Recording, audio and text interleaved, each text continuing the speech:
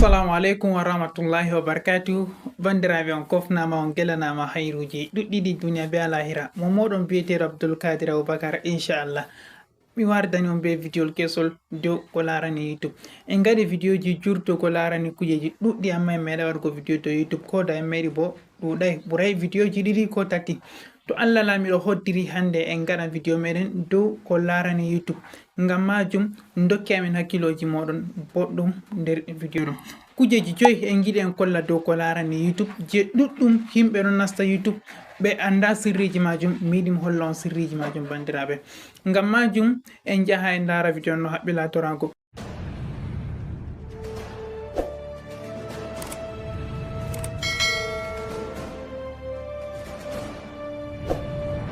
Video no haɓɓila torago ɗo bandiraɓe. YouTube ɗum warti ɗum sare wonde on. Mi tammi on no pama ko miɗi wigo. Ɗum warti ɗum pellel on jeyi dow réseaux sociaux pat wala pellel bana magel YouTube ɗo. YouTube masalan a latake a jangowo école no kana wala problème a fama ko ɗen fu à l'école. Ene to a wala janga école nder YouTube ɓe ɗon jangina. To a yiɗi anglais janginta, to a yiɗi arabia ɓe janginta, to a yiɗi français ɓe janginta, ko marɗa haaje pat a jangan nder YouTube.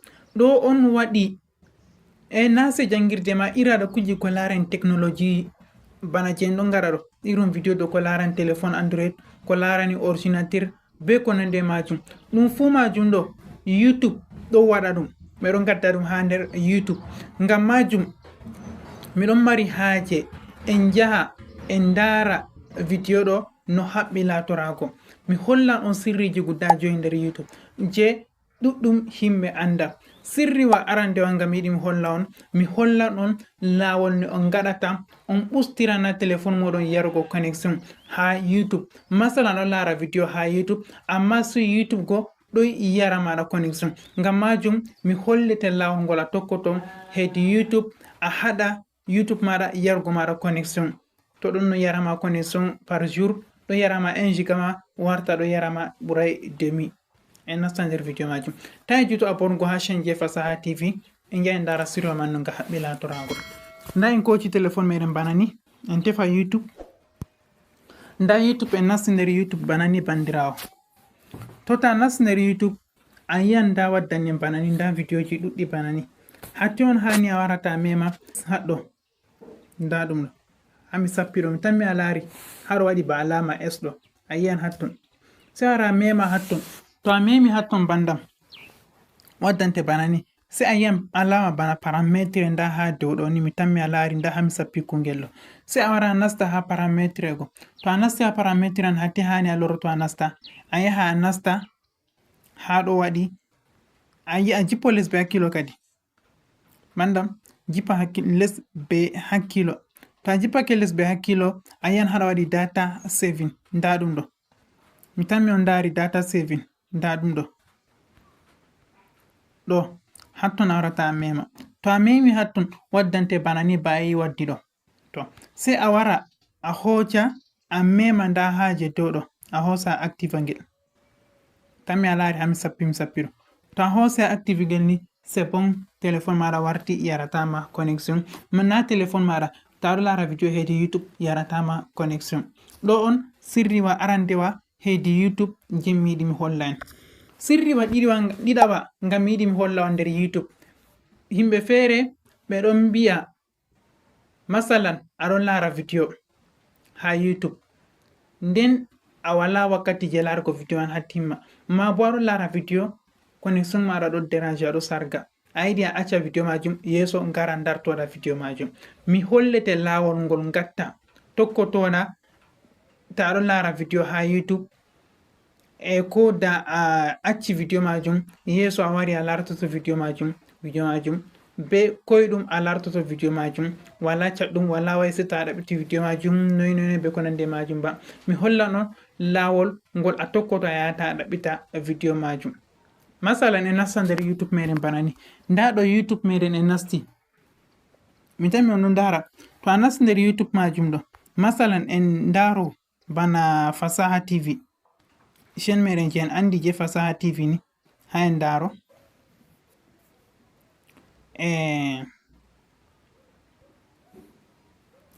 afwan masalan en gaɗa recherche fasaha tv heɓa ɗum hoya nda a hoosi a waɗa a winda fasaha a waɗi fasaha sai a hoosa a waɗa tv ta a waɗi fasaha tv a waɗi recherche nda waddanen vidéoji meɗen bana ni ɗo je chaine je fasaha tv sai a yi masalan nda ɗo lara vidéo majum bana ni ha vidéo man huɓɓa to nda ɗo on vidéo majum bana ni aɗon lara bandam to si vidéo gol wari gol majjorima a darnigol noy on a waɗata a hefta vidéo majum amma aɗon no mandi chaine fasaha tv to a yiɗi heftugo vidéo a wara a ina haɗɗo to a ini ha dow inde a yiyan nda ɗum ɗo hami holla onon giya nda haɗɗo hammemi ɗo to a larai hami loro mo waɗa haɗɗo a yiyan sai a ina dow ton to a ini dow ton ni waddante bana ni to waddanima bana ni sai a wara nasta ha parti vidéo nda haɗo waɗi vidéo ɗo hatton a warata nasta na sai chaine Amin Fasaha TV ko ɗum chaine je toyi na en arti en bolwi a fuɗɗan vidéo irum vidéoji ekkitinoji ko bo janginoji ko bo vidéoji gaɗanɗi formation dow ordinateur ko téléphone be ko nandi maji bana je en ɗon gaɗa ɗo sai a hocca a wara nasta ha parti vidéo go to en nasti ha parti vidéo nda waddante vidéoji amin nayi vidéoji go nda ɗiɗo sai a tefa vidéoji a marno haaji aɗon no lara vidéo majum nden a hoosi a darni a wi sai yeso a wara a larto ma bo réseau ma sargi maɗa a yiɗi a wara a larto vidéo majum to a nasti ha chaine je a mari haaji an ɗo ni a wara a nasta parti vidéo a yiya nda home video short live playlist community a wara a nasta ha vidéo to a nasti ha vidéo a tefa vidéo je a mari haaji a wara a lara vidéo majum be hakkilo en jeeya ndara sirriwa tataɓa nder YouTube je en giɗi en kolla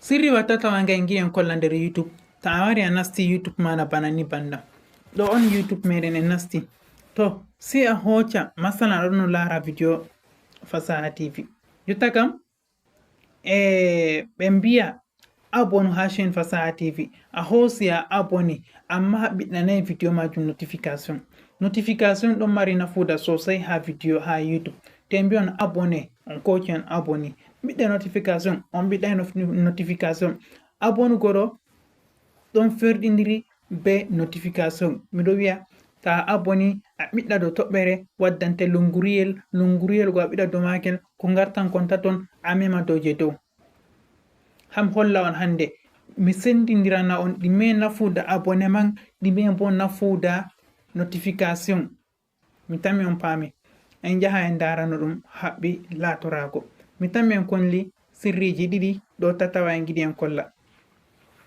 to a nasti a hoosa winda Fasaha TV go Fasaha TV to a windi Fasaha TV nda waddanima bana ni sai a hocca a wara winda a iya nda haɗɗo ha alama ba fotoyel ɗo nda haɗɗo ɗo haɗɗo ngarata on ina dow ton to a ii dow ton a hoosi nda oɗo ɗo bana wigo abonai ha en abona nda ɗum ɗo en koca en abona to a ini dow ton subscribe mana a aboni ɗo shikenan a aboni on mi tami a fami ɗo a aboni amma a ɓiɗɗai notification abonugo to a aboni yake to a nasti YouTube ni a laran vidéo chaine je a aboni majum amma notification bo ta a aboni kala nde chaine je a aboni hatton a waɗi notification ɗo waɗi vidéo pat waddante hedi dow téléphone ma ba to WhatsApp ɓe herɓanima hunde a yiyata gal dow wari ni wayne wa kazajo yerɓani am hunde ha chaine wa kaza mi tammi a fami to a aboni majum ɗo waddante notification bana ni notification man ɗo on en mbiyata toɓɓere go so a iya dow toɓɓere majum nda toɓɓere majum ɗo mi tammi on ndar ɗo on toɓɓere majum en mbiyata toɓɓere ɗo lunguru sai a ina dow ton to a ii dow ton ɗo waddante nda je dow nda premier deuxiéme troisiéme toɓɓe tati man nda ɗe tati man bani en ɗon mbiya majum sai a wara a mema dow je dow je ɗo a warata a mema to a memi dow je ɗo ni shikenan kala nde chaine je a waɗi banni man ɗo waɗi vidéo pat warante ha téléphone maɗa.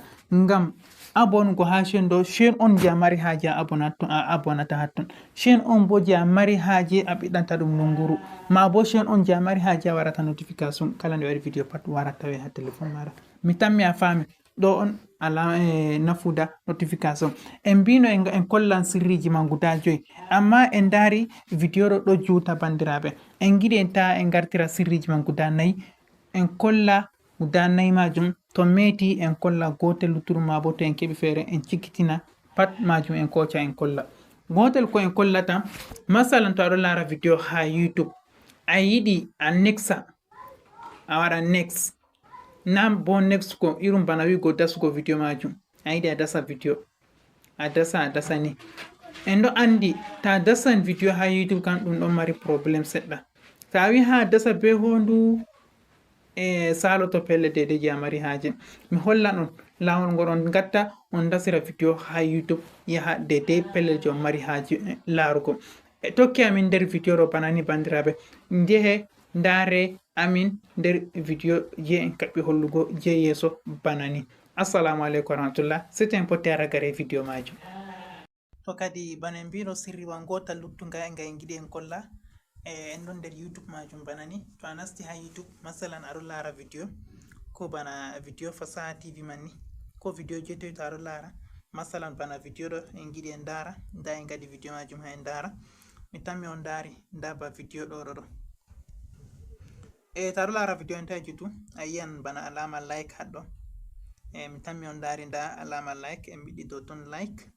Ta partage nder groupe ji bo a yiyan partage haɗɗo, sharing a hosa iya dow ton. To a yi dow ton waddante irum nda application ji maɗa, nda bana WhatsApp be ko nande majum, fu a hosa partage ngaɗa retour. Nda jotta en ɗon dara vidéo ɗo, to yotta kam to a yiɗi dasugo vidéo majum yaha yeso, ne a waɗata dasira vidéo majum. ɗo on en giɗi en kolla bandam ne en kollirta ne a watta dasa vidéo majum. Nda bana ni a hosa a iya ni nda ɗo ba wigo aɗon nexa vidéo majum. To nde je a nexata banni man ɗo ɗum ɗon famɗane. Mi tammi a fami ɗo majum ɗo ɗum ɗon famɗa. To yotta kam mi yiɗi mi holla on lawol ngol a yata a waɗa nexugo majum warta ɗo ta ɗon nexa je ɗo ɗum 10 secondes, to a lornan ɓawo bo ɗum 10 secondes majum. Mi tammi on ɗon dara. To en jahi gaɗa a wara waɗa retour haɗɗo. To ta waɗi retour a wara ha jottani waɗu retour. Ta waɗi retour a yiyan nda ha alama bana inde nda ɗum ɗo haɗɗo ɗo, sai a wara nasta ha ton. To a nasti ha ton sai a yiyan ba alama parametre nda ha dow ɗo, a wara nasta ha parametre. Ta nasti ha parametre sai a wara nasta ha hunde ɗo ha les. To a yiyan haɗo waɗi nda general nda ɗum ɗo sai a nasta ha ton. To a nasti ha ton sai a wara les, a yiyan nda ɗo, mi tammi aɗo lara nda ɗum ɗo sai a iya dow ton. To a yi dow ton laddinma 5 secondes, 10 secondes, 15 secondes, 20 secondes, 30 secondes, 60 secondes. Sai a wara hosa jeyi a mari haje ta next vidéo on fu joɗa dow ton. To a yiɗi a hosa je 10 secondes, to a yiɗi 5 secondes, to a yiɗi 15 secondes, to a yiɗi 20 secondes, to a yiɗi 30 secondes, to a yiɗi 60 secondes, mana 1 minute a hosa je a mari haje. To a hosi je a mari haje en hosa ba wigo dow je 15 secondes. To a hosi dow je 15 secondes, bana en hosi dow 15 secondes, shikenan a loro ɓawo a yaha a lara vidéo je a yiɗi larugo, masalan nda Fasaha TV go banni. Nda vidéo man ɗon laro. To a yiɗi mawningo vidéo majum bo, nda a yiyan a nanga dow hore vidéo sai a dasa dow ni. Ta dasi ni a yiyan vidéo majum mawni. Nda ɗum ɗo waylitanake en banni. Aɗo lara vidéo maɗa tranquille, wala ko sargede. Ɗo on to ta yiɗi nexugo go sai a ina dow ton ni. To aɗo iyani a laran vidéo ɗo yawa ha nexugo dede ne a mari haje. To a yiɗi to non man waɗanakima bo, foti a jogo dow ɗon ni a dasa. Nda a jogo dow ɗo ni a dasa ni to a yiɗi bo a yerɓa yeso. Ne giɗa pat hama kadi a waɗa. do to ayidi largo video ha YouTube ayidi next go don ragare video meden mino mi wangan ha ragare video meden bo no hebata ko wanko go hajum bandirabe on kofna mo ngelanama hayroji duddi tayjite abon go ha chaîne je fasaha tv ngam hebgo video je min fere do ko larani téléphone android on kofna mo ngelanama hayroji duddi be do mi do en assalamu alaikum wa rahmatullahi wa barakatuh